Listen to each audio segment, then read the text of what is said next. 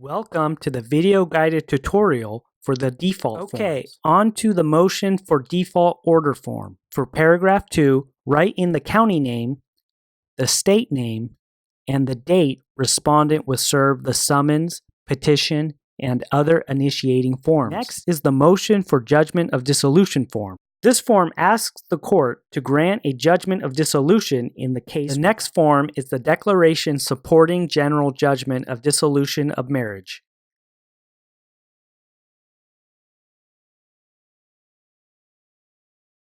For paragraph 10, select an option from the drop-down menu that corresponds with why a judgment without a hearing under ORS 107.0954 should be entered. If you defaulted the other party because they did not file an appearance in the case, in other words, a response with the court, select Respondent has not appeared